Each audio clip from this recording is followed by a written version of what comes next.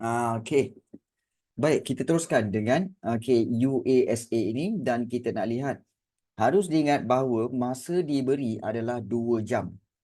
So, kalau masa diberi adalah 2 jam, maka sebaik-baiknya adalah, kalau ada pelajar gunakan kertas ini untuk apa tahu? Untuk skor dengan, menjawab soalan bahagian A dulu.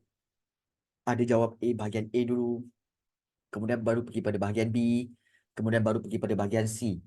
Tetapi ada juga pelajar yang akan buat bahagian B dulu dan juga kepada bahagian C.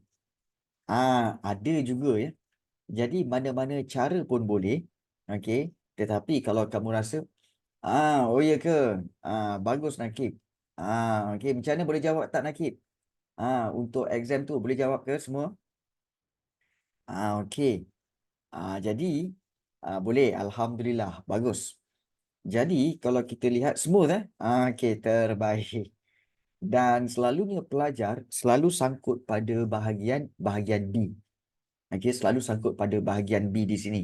Okey, bahagian B dan juga bahagian C.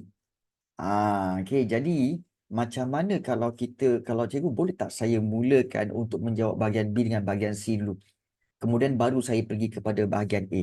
Boleh, tak ada masalah. Okey, itu strategi masing-masing. Okey, strategi masing-masing.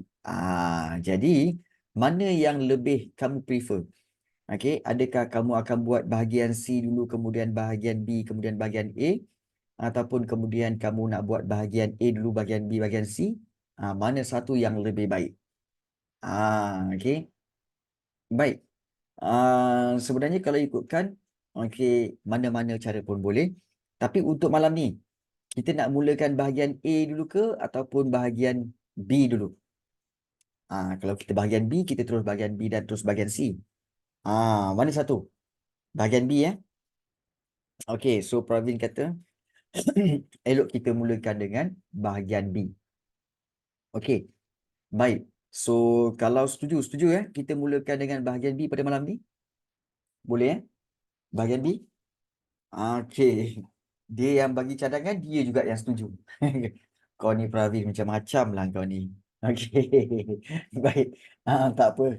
Okey. Baik. So, kita mulakan dengan bahagian B. Okey, jom kita tengok bahagian B. Okey, iaitu bahagian B set UASA yang ketiga ini. So, kita lihat di sini. Okey, senaraikan 3 buah negeri-negeri selat.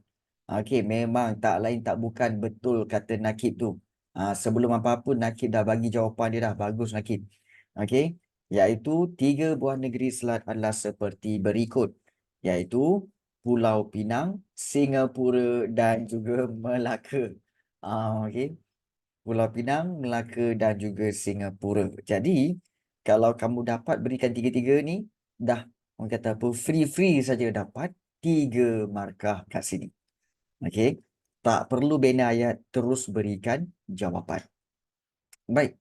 So, kita lihat di sini. Negeri-negeri selat dengan negeri-negeri Melayu. Okey, soalan dia. Negeri-negeri selat dengan negeri-negeri Melayu saling bergantungan antara satu sama lain. Jelaskan. Yang ini mudah je sebenarnya. Okey, kita tengok peruntukan markah 3 markah. Maka apakah yang boleh kamu berikan? Okey. So, kita tahu bahawa apa yang negeri-negeri selat perlukan? Okey, perlukan apa daripada negeri-negeri Melayu? Okey, daripada negeri Melayu. Apa yang diperlukan? Mudah sahaja. Okey, sila bagi tahu cikgu. Negeri-negeri selat perlukan apa daripada negeri-negeri Melayu? Ah, siapa boleh bagi tahu? Senang je ni. Negeri-negeri selat perlukan apa daripada negeri-negeri Melayu? Guys. Okey. So, negeri-negeri selat perlukan apa? Perlukan, ya kita tahu iaitu, ya hasil bumi. Okey, betul Razan. Okey, hasil bumi. Ataupun kita boleh tulis iaitu, ataupun bahan mentah. Daripada negeri-negeri Melayu. Itu yang kita tahu. Manakala, okey, negeri-negeri Melayu pula. Okey, perlukan negeri-negeri Selat. Kerana apa? Memerlukan apa? Perlukan apa pada negeri-negeri Selat? Siapa tahu? Okey, baik. Perlukan, siapa tahu? Sebenarnya negeri-negeri Melayu perlukan, ya betul Nakib. Okey, perlukan pelabuhan negeri-negeri Selat. Untuk apa? Untuk memperdagangkan memperdagangkan bahan mentah ataupun hasil bumi tadi. Bahan mentah ke luar negara. Memperdagangkan bahan mentah ke luar negara. Ya, jadi perlukan pelabuhan NNS untuk memperdagangkan bahan mentah ke luar negara. Jadi ini 3 poin. Okey. 3 poin ni cukup tak cikgu? Cukup. Okey, dah cukup dah. Dah cukup. Jadi, okey, so kalau kamu katakan, cikgu macam tak cukup je cikgu. Tak puas hati kalau kamu rasa macam tak cukup. Boleh kamu buat huraian dekat sini. Negeri-negeri Selat perlukan hasil bumi bahan mentah daripada negeri-negeri Melayu. Seperti apa? Ya, seperti, berikan contoh. Seperti biji, ya biji timah, okey, dan getah. Macam tu. Okey, jadi ini yang dikatakan sebagai saling bergantungan antara satu sama lain. Okey, boleh faham So topik ni masih mudah lagi. Baik. So ini bahagian soalan nombor 1. Okey, kita dah jawab A, kita dah jawab B. So melayakkan kamu untuk dapat dah 6 markah ni. Baik. Kemudian kita pergi kepada soalan seterusnya, iaitu soalan C. Okey. Jap, sebelum itu, dapat tak jawapan-jawapan ni? Dapat dapat Alright, good. Cikgu letak kat sini lah supaya kamu boleh nampak. Cikgu tahu ada yang tengah menyalin ni. Baik. Good. Baik. Seterusnya, kita lihat di sini pada pendapat anda, mengapakah British membentuk negeri-negeri Selat? So kita tengok di sini adalah 4 markah. Bila 4 markah, kamu boleh buat strategi 2 fakta dan juga 2 huraian. 2F dan 2H. So, untuk mencari fakta, kamu kena tahu kenapa British membentuk negeri-negeri Selat. Okey, pertama sekali iaitu untuk menjimatkan perbelanjaan. Tak, untuk menjimatkan perbelanjaan, bukan sebagai pelabuhan persinggahan. Itu pelabuhan persinggahan tu maksudnya apa? Maksudnya mengapa British nak Pulau Pinang? Jangan keliru Ini soalan ni, mengapa British bentuk, maknanya dia combinekan negeri-negeri Selat ni, combinekan Pulau Pinang, Melaka, Singapura. So untuk apa? Untuk menjimatkan perbelanjaan. Perbelanjaan apa? Perbelanjaan dari sudut apa? Perbelanjaan pengurusan. Jadi dengan menggabungkan, so ini fakta. Fakta 1. Menjimatkan perbelanjaan pengurusan. Kerana apa? Kerana dengan menggabungkan, dengan membentuk NNS ini, maka dia akan dapat apa? Maka kalau dapat membentuk NNS ini, maka dapat mengurangkan mengurangkan bilangan pegawai. Iaitu pegawai pengurusan. Maknanya mengurangkan bilangan pegawai British yang mentadbir negeri-negeri Selat.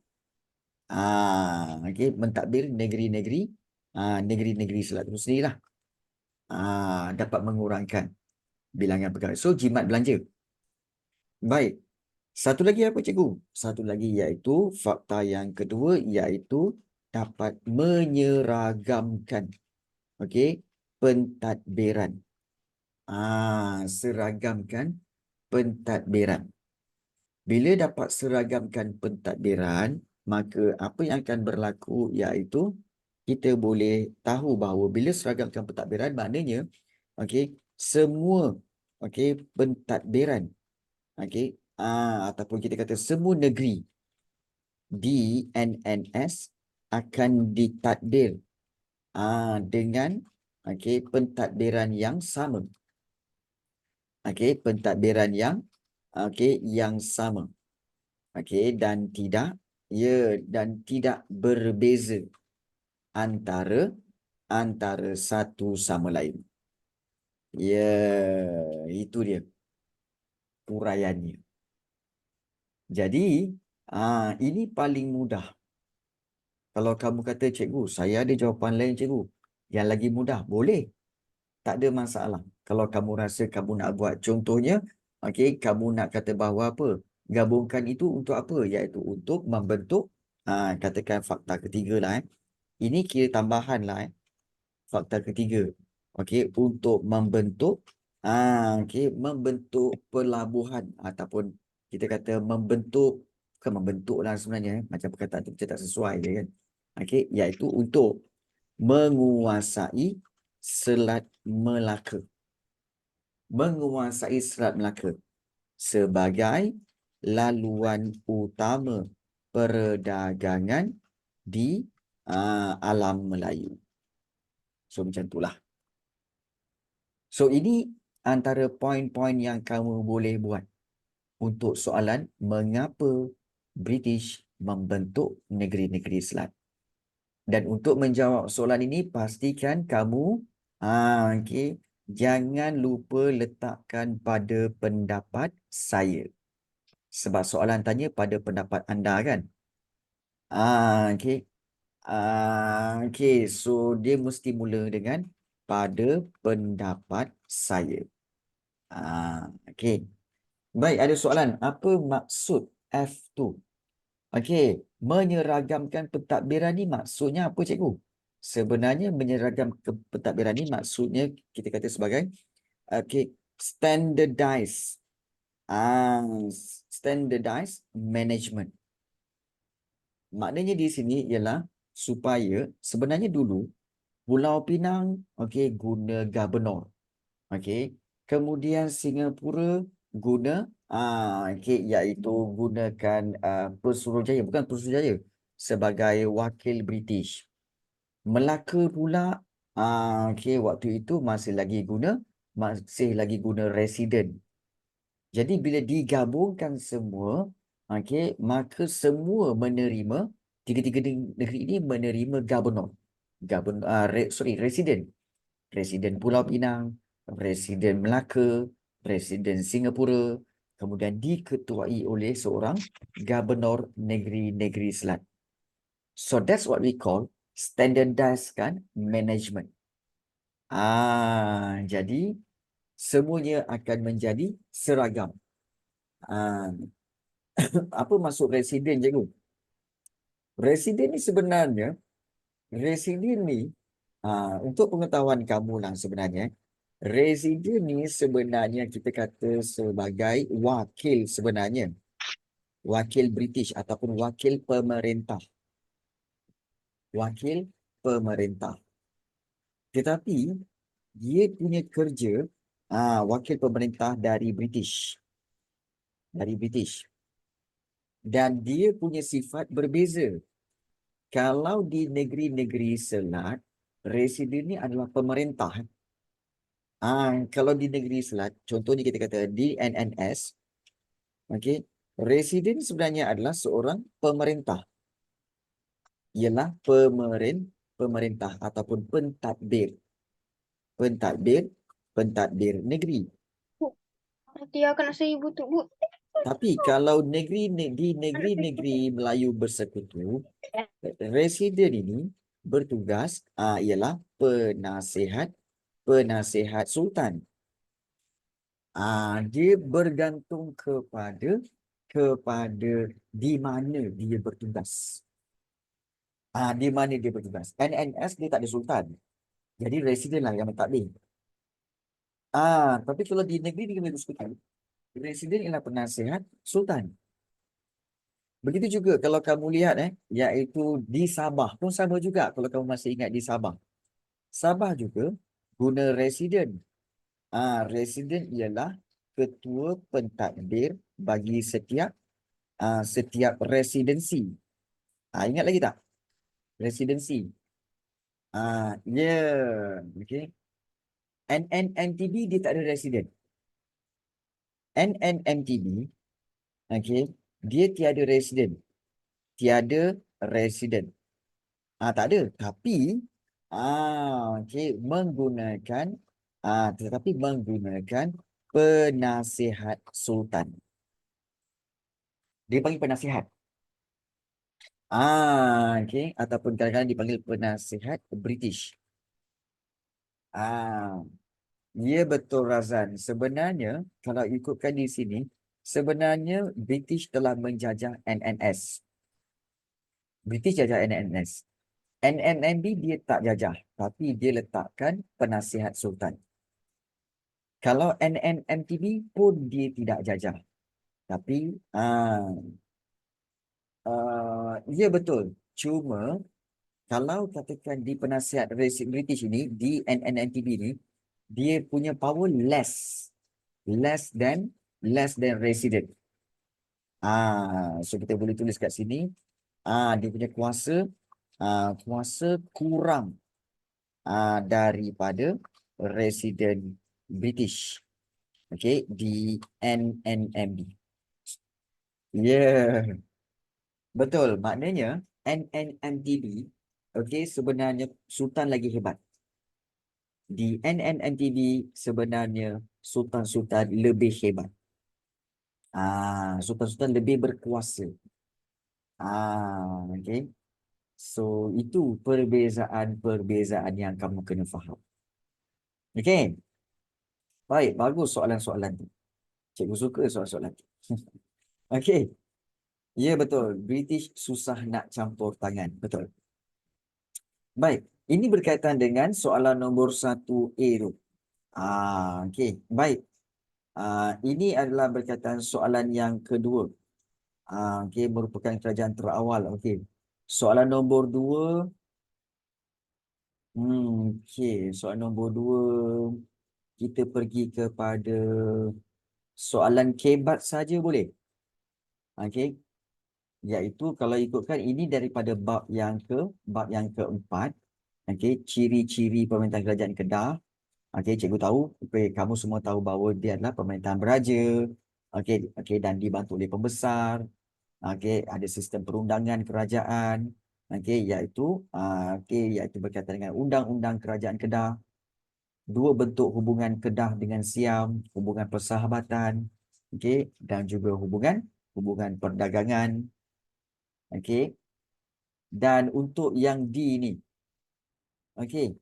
selalu soalan kebat sekarang ni keluar dalam bentuk macam ni, iaitu kalau kita lihat wawasan adalah usaha menjadikan Malaysia sebuah negara yang berterusan membangun secara mampan seiring pengagihan ekonomi yang adil dan inklusif di setiap peringkat rantaian nilai, kelas, kaum dan geografi. Dr. Mahdi turut menekankan bahawa pengenalan wawasan serta dasar tidak akan tercapai kecuali sistem pentadbiran bersama mendukung dan menyokong usaha-usaha itu. Baik. Bagaimanakah usaha untuk memantapkan pentadbiran negara pada masa kini? Ini memang soalan ini memang berat. Di mana soalan ini sebenarnya adalah soalan-soalan kebat yang mana kalau pengetahuan kamu secara umumnya pengetahuan tu sedikit, maka sukar untuk kamu fahami. Tapi sebenarnya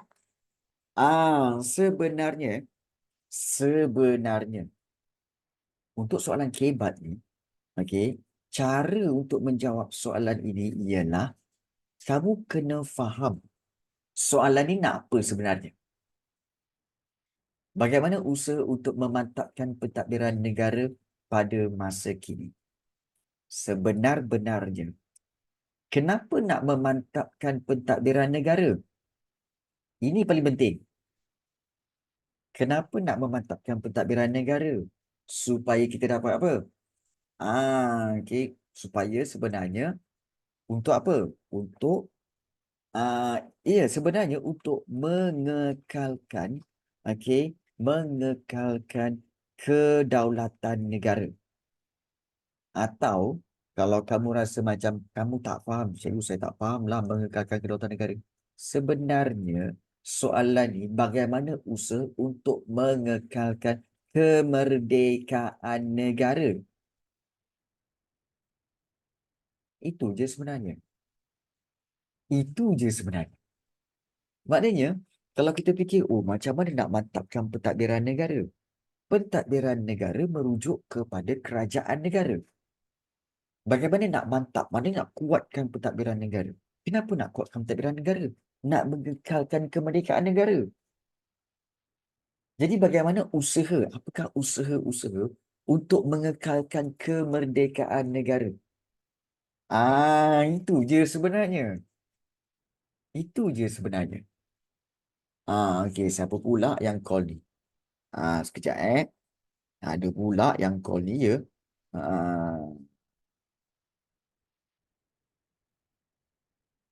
Okey, 010. Okey, bukan. Okey, baik. Memilih pemerintahan yang berwibawa boleh ke? Boleh pun.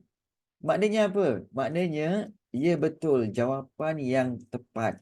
Okey, daripada Nakib, iaitu ini dia. Antara jawapan yang kamu boleh buat iaitu memilih pemerintah yang berwibawa. Tapi jangan buat boleh ke tu ya. Boleh tu kena padam. Okey. Tapi pemerintah macam tak sesuai sangat. Sebenarnya apa? Memilih pemimpin. Ya, pemimpin yang berwibawa. Maksudnya, okey, kita sebagai rakyat, okey, rakyat boleh memilih pemimpin. Apa yang dimaksudkan berwibawa? Pemimpin yang mampu membantu atau menjaga kebajikan rakyat. Okey, kebajikan rakyat. Boleh memilih pemimpin yang mampu menjaga kebajikan rakyat. Okey. Supaya apa? Supaya negara terus maju. Okey, terus kekal maju. Contoh. Boleh memilih pemimpin yang berwibawa, kan? Sebab kita tahu dalam pentadbiran demokrasi, kita demokrasi ya. Siapa yang memilih pemimpin yang berwibawa? Rakyat. Sebenarnya pemimpin-pemimpin tu siapa yang pilih? Kita pilih. Melalui apa cikgu?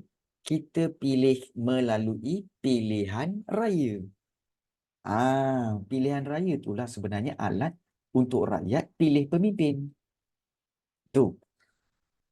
Baik, itu pertama. Baik, bagus. Yang kedua iaitu okey, yang kedua apa yang kita boleh buat? Okey. Strateginya ini fakta satu, ini huraian satu. Kemudian kita pergi kepada fakta yang kedua. Okey, fakta yang kedua, selain daripada memilih pemimpin yang berwibawa, kita juga untuk memantapkan pentadbiran negara, apa yang kita perlu buat iaitu perlu mengelak. Mengelak apa? Mengelak amalan rasuah. Mengelakkan amalan rasuah. Latihan ketenteraan ya. Tak, sebab kita nak ambil daripada pentadbiran negara je. So, kenapa kita nak mengelak amalan rasuah? Kerana, okey, rasuah, okey, adalah musuh negara. Ataupun kita kata, kita kata rasuah adalah perosak. Okey, perosak negara yang mampu, yang mampu menjatuhkan, menjatuhkan kemajuan dan keharmonian negara. Jadi ini cara bagaimana untuk mengekalkan kemerdekaan negara, iaitu untuk memantapkan pentadbiran negara. Jadi ini poin-poin yang penting untuk dapat 4 markah. Ya. So, cikgu fokus kepada bahagian kebat ini kerana bahagian kebat ini kebiasaannya ramai pelajar yang sukar untuk menjawab. Itu satu. Bahaya sangat ke cikgu? Ya. Sebenarnya dengan rasuah menyebabkan negara kita sukar untuk maju. Kerana apa? Kerana akan menyebabkan iaitu kita kata sebagai amanah rasuah ini sebenarnya menyebabkan pentadbiran negara tidak mengikut haluan yang ditetapkan, tetapi mengikut kepentingan masing-masing. Mengikut kepentingan masing-masing. Jadi amalan rasuah ini akan menyebabkan apa tahu? Undang-undang gagal dilaksanakan dengan baik, pentadbiran negara pun tidak. Contoh, bayangkan kalau polis negara kita, kuat mengambil rasuah. Kalau ada kesalahan kan, kemudian pesalah itu nak ditangkap, pesalah itu rasuah kepada polis. Apa yang berlaku? Polis lepaskan orang yang memberi rasuah itu. Maka kejahatan akan berleluasa. Kejahatan akan berleluasa. Dan keselamatan rakyat tidak terjamin. Tak terjamin. Sebab siapa yang kaya, dia senanglah buat jahat. Kan? Siapa yang kaya? Sebab apa? Dia ada duit. Buat jahat je kan. Memang bahaya. Memang bahaya. Okey. Baik. So, baik, apakah yang dimaksudkan dengan pendidikan tidak formal? So, kita tahu bahawa pendidikan tidak formal ni adalah pendidikan yang diajar daripada apa? Daripada pendidikan awal daripada ibu bapa. Ibu bapa itu sangat penting. Ibu bapa berlaku di mana? Iaitu di peringkat institusi keluarga. So, antara poin-poin yang paling penting kamu kena ingat iaitu daripada pendidikan. Soalan nombor 5A ni iaitu kita kena tahu daripada sudut pertama sekali tentang kita buat 5A kat bawah ni lah 5A. So, 4 poin yang kita kena beri iaitu ia adalah pendidikan awal dari rumah. Itu kamu boleh bagi. Apa yang kamu ingat kamu boleh bagi ya. Dan juga ianya adalah atas asuhan keluarga. Asuhan dan juga pengaruh keluarga lah. Boleh juga. Dan pengaruh keluarga. Itu pendidikan tidak formal. Dan apakah contoh contoh kita kata pendidikan yang tidak formal ini? Contoh pendidikan tidak formal ini adalah seperti mengajar ilmu kita kata ilmu kemahiran hidup. Seperti apa? Seperti kita boleh berikan contoh. Ya, betul. Betul seperti contohnya. Ya, contohnya menangkap ikan, kemudian juga bertukang. So, dan juga banyak lagi lah. Mengajar ilmu kemahiran hidup. Dan juga kamu boleh selitkan juga iaitu dan nilai-nilai murni. Pun boleh juga nilai-nilai murni. Iaitu beradab sopan dengan orang tua, bercakap elok-elok dengan orang tua. Itu pendidikan awal. Itu yang dipanggil pendidikan tidak formal. So, kalau kamu boleh berikan 4 ini, sudah cukup untuk membawa kepada 4 markah bagi pendidikan tidak formal. Baik, itu 5A. Kemudian juga yang B. Kita tengok di sini 5B. Bagaimanakah pendidikan tidak formal disampaikan kepada masyarakat tempatan? Itu cara dia macam mana? Antara caranya. Baik. So, kamu boleh bagi tahu antaranya cara-cara untuk menyampaikannya. So, 5B Takkan dengan formal sebab ayah saya tak ajar lagi dia bertukar. Nakib, ini bukan pendidikan formal, ini pendidikan tidak formal, pandai. Pendidikan formal yang di sekolah, yang di madrasah. Baik. So, bagaimanakah cara? Baik, 5B. Ya, betul, iaitu cara, kalau kita lihat di sini, iaitu pendidikan tidak formal cara pendidikan tidak formal. Okey, pendidikan tidak formal disampaikan kepada masyarakat. Okey. Iaitu cara pendidikan tidak formal, iaitu melalui apa? Okey, iaitu yang pertama sekali paling penting iaitu okey, pertama sekali melalui okey, mula-mula pengaruh keluarga dulu. Pengaruh keluarga. So ini fakta yang pertama. Okey, melalui pengaruh keluarga di mana keluarga akan okey mendidik. Okey, iaitu mendidik anak-anak. Okey, tentang nilai-nilai murni. Ingat ini 8 markah tau. 8 markah ni. So berikan apa yang kamu ingat. Okey, fakta yang kedua. Selain daripada melalui pengaruh keluarga, apa lagi yang boleh kita buat iaitu cara berkawan. Maknanya melalui hubungan persahabatan. Di mana melalui hubungan persahabatan ini, so kita tahu bahawa okey mereka mempelajari okey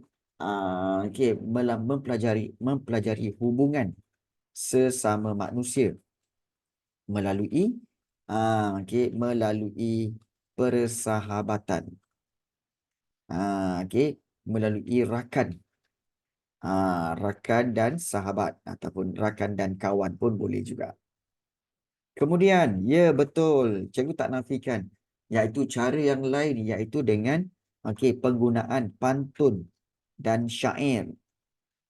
Di mana penggunaan pantun dan syair ini sebenarnya adalah untuk apa? Untuk mengajar ataupun mendidik. Mendidik nilai-nilai, ya, nilai-nilai murni, dan pengajaran. Pengajaran. Melalui pantun. Pantun 2 kerat atau 4 kerat. Boleh juga. Kalau kamu tiba-tiba rasa jumpa orang syair, sebenarnya zaman sekarang masih lagi ada orang bersyair. Masih ada. Tetapi syair itu telah dimasukkan muzik. Maka dia menjadi lagu. Jadi zaman sekarang ni, dia bukan lagi syair yang kamu tengok dia nyanyi seorang-seorang, tak. Sekarang ni syair itu sebenarnya dalam bentuk lagu. Pantun pun dah sekarang dalam bentuk lagu. Ya. Pantun dan syair. Okey. Dan satu lagi, kita boleh buat fakta yang keempat, iaitu melalui apa? Melalui cerita rakyat. Cerita rakyat. Dan di sini kalau kamu rasa tiba-tiba ada point, ada contoh yang kamu nak bagi, terus dia bagi. Cerita rakyat contohnya apa? Sang Kancil dengan buaya, contoh. Kemudian juga anjing dengan bayang-bayang. Pun boleh. Dengan bayang-bayang. Pun boleh juga. Ya betul, pantun ni dah lama, beratus tahun. Okey. So ini contoh. Bagaimana kamu nak membina cerita, membina ayat jawapan, melalui untuk menjawab soalan berkaitan dengan pendidikan tidak formal tu. Kalau kamu tengok pantun Melayu, kebanyakan pantun Melayu, dia mesti ada ayam, betul tak? Pantun ke peribahasa ke mesti ada ayam. Macam bagai ayam berak kapur. Kemudian ada pesanan jangan apa lagi? Tulisan macam cakar ayam. Kenapa ayam paling banyak? Dalam pantun dan juga peribahasa Melayu? Kerana orang Melayu memang memelihara ayam sejak beratus tahun dahulu. Jadi kehidupan ayam itu diperhatikan dan dikaitkan dengan manusia. Itu sebenarnya. Sebab itu pantun ni sebenarnya memang kreativiti orang-orang Melayu zaman dahulu. Ingat sebab orang dulu semua suka ayam tak? Dia orang hidup dengan ayam. Hidup dengan ayam. Sebab itu banyak ayam. Banyak pantun, peribahasa, semua ayam. Ayam berak kapur. Kemudian juga cari-cari bulu ayam. Lama-lama bercantum juga. Kan? Kan? Ya. Orang zaman dulu ada yang bawa ayam jalan-jalan. Ya, betul. Orang sekarang tak buat. Orang sekarang tak buat. Baik. Itu 5B. Okey, apa yang cikgu nak tekankan kat sini adalah make sure kalau 8 markah, so make sure kamu pastikan ada 8 poin kat sini. 8 poin kat situ. So nak bagi apa cikgu? Apa yang terlintas di kepala kamu bagi. Bagi. Ya. Jangan stuck, jangan ya ke, jangan bersoal-soal dengan fakta kamu. Ya ke mulakan hubungan persahabatan ini? Ya ke melalui pengaruh keluarga ni? Jangan banyak soal. Bagi. Okey, muntahkan segala fakta yang ada tu dalam peperiksaan esok. Muntahkan. Itu maksud dia. Okey. Jangan loading. Ya, jangan loading. Jangan. Bagi je. Okey. Pesanan pada Lily, Razan dan dan yang lain-lain ini muntahkan. Dan okey. Dan soalan biasanya diakhiri dengan soalan biasanya diakhiri dengan soalan kebat. Sama ada yang C nombor 5 ni ataupun yang 6C ni. Memang akan bermula dengan pada pendapat anda, pada pandangan anda. So, macam biasa mulakan pada pandangan saya, pada pendapat saya, macam tu. So, pada pandangan anda, mengapakah pendidikan formal, tidak formal, perlu diberi keutamaan seiring dengan pendidikan formal? Ini kena kreatif sikit. So, kamu boleh imagine. Sebenarnya soalan kehebat ni, imagine penting. Contoh pada pendapat anda, mengapa pendidikan tidak formal? Think, imagine. Oh, pendidikan tidak formal maknanya contohnya macam mak aku ajar kat rumah. Mak aku ajar kat rumah cara makan, cara minum, cara duduk bila makan, baca doa.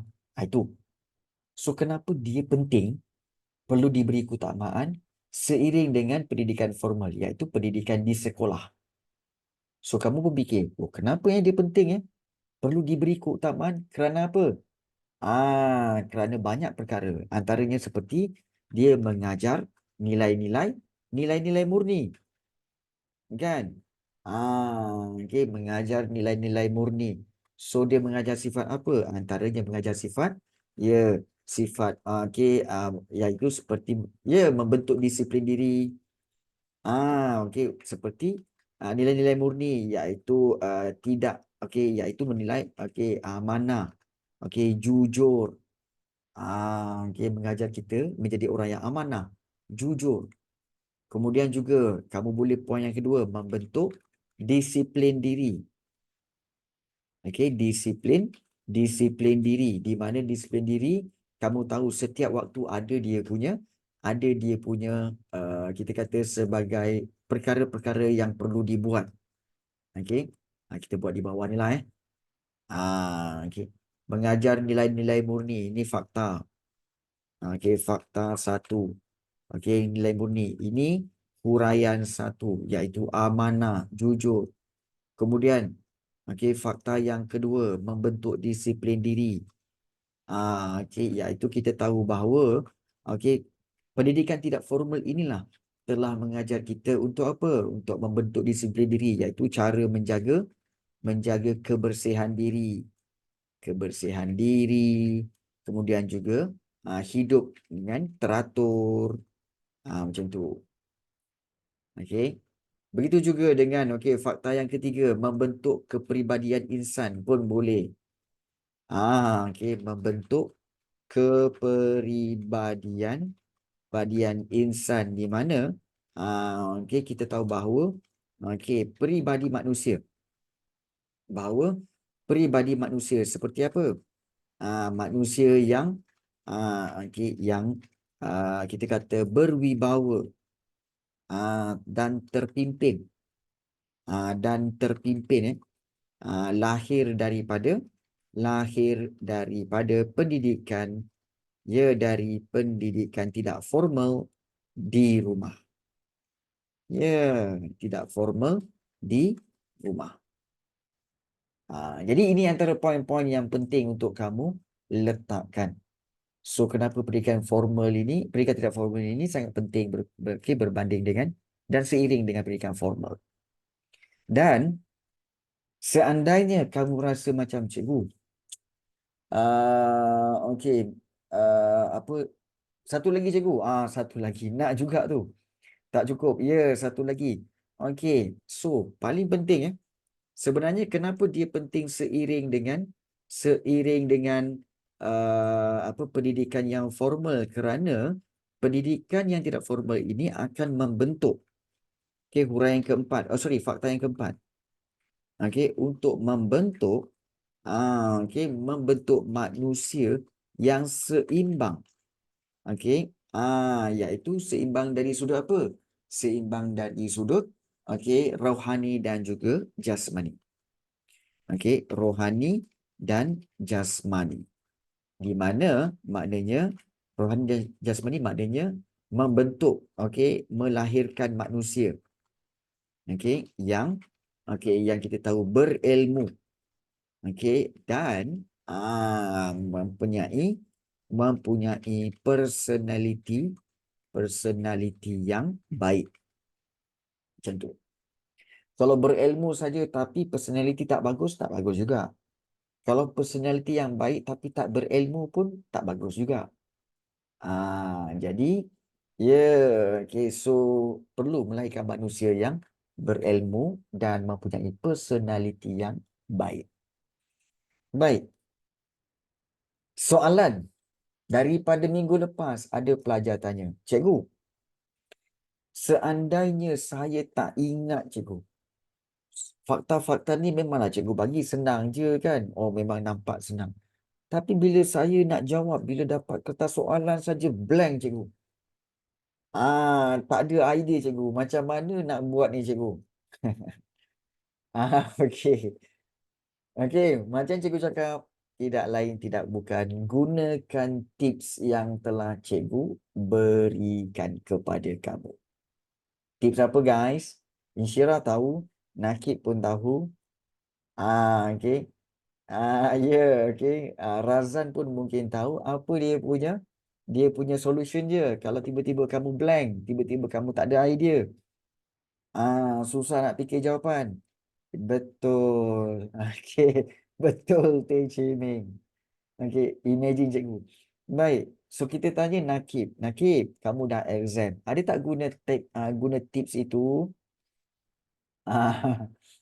Okey, guna. Okey, baik, bagus. Bagaimana bila kamu gunakan tips tu?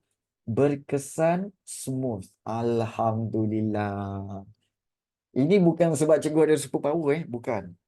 Tetapi link knowledge di antara cikgu dengan Nakib menyebabkan alhamdulillah Tuhan memberikan ruang dan memudahkan Nakib untuk link ilmu cikgu dengan dia. So, gunakan ini. Ini memang betul. Memang teknik ini betul. Cuma zaman sekarang ni ramai orang tak percaya. Rugi, amatlah rugi bila orang tak percaya tentang tips ini. Jadi, gunakan. Dan sebenarnya bukan semata-mata gunakan untuk peringkat sekolah menengah saja. Tips ini boleh kamu gunakan sehingga ke peringkat universiti. Ke peringkat universiti pun masih boleh guna tips ini. Maknanya, ingat muka guru kamu. Tapi janganlah kau dah masuk universiti, kau ingat muka cikgu lagi. Tak ada kaitan, pandai. Jadi, kena ingatlah muka pensyarah kamu. Sudah kau ni kan. Jadi, itu penting. Okey. Okay. Itu penting. dengan cikgu, tapi saya tak letak sebenarnya sebab saya dapat D, lepas tu saya dapat C, tak boleh dapat berapa. Okey, baik. Ariana, macam cikgu cakap, okey, iaitu okey, gunakan segala tips yang ada. Dan tak perlu expect. Kita ni selalunya apa tahu? Oh, aku expect dapat A, aku expect dapat B+. Jangan expect apa-apa. Tapi kamu mesti tanamkan semangat apa tahu? Aku nak buat sehabis baik. Hasilnya nanti itu nombor 2. Resultnya nanti nombor 2. Tapi do the best now. Faham? Jangan selalu orang fikir macam tu. Alah, kalau aku belajar betul-betul nanti, kalau tak dapat A, buat apa? You see? Ada memikirkan hasil yang sebenarnya tak perlu fikir pun. Tapi buat the best sekarang. Hasil tu, itu nombor 2. Kalau ada rezeki yang Allah bagi, kan, kamu dapat AA lah. Tapi gunakan semua tips itu. Especially tips yang terakhir cikgu bagi tadi. Okay, Aiman, Nurul Hasnida, Prisha N, Haida, kamu rasa percaya tak nak gunakan tips itu? Ah, cikgu tanya dulu. Okay, bagus Lily. Lily lagi best. Lily dah tengok betul-betul buku cikgu. Secara live lagi. Jadi patut. Ah, ya betul Isha. Betul. Tak termasuk 8 poin je ke tak termasuk huraian? Termasuk. Termasuk huraian. Ya. Termasuk huraian. So, gunakan sehabis baik dan cikgu percaya kalau kamu gunakan semua tips yang telah cikgu beri, kamu akan dapat A. Ya. Contoh sekali ke? Ya. Okey, sebenarnya untuk pengetahuan kamu, contoh pun akan dapat 1 markah tau. Contoh pun dapat 1 markah. Jadi berikan. Okey, berikan. Baik. So, kepada pelajar-pelajar yang ada exam pada esok ataupun lusa ataupun pada hari Khamis atau Jumaat, cikgu ucapkan good luck. Dan kalau ada sebarang masalah, sebarang yang tak faham, masih lagi nak bertanya, boleh WhatsApp cikgu pada bila-bila masa. Dan cikgu doakan kamu semua akan berjaya dalam exam. Dan ingat, gunakan tips yang cikgu telah berikan. So, jangan fikir pasal hasil dia. I want to do the best in this UASA. Tanamkan semangat. Okay. Saya nak bagi yang terbaik untuk USA ni. Hasilnya tu kemudian aku nak buat terbaik. Alright? So, okay, boleh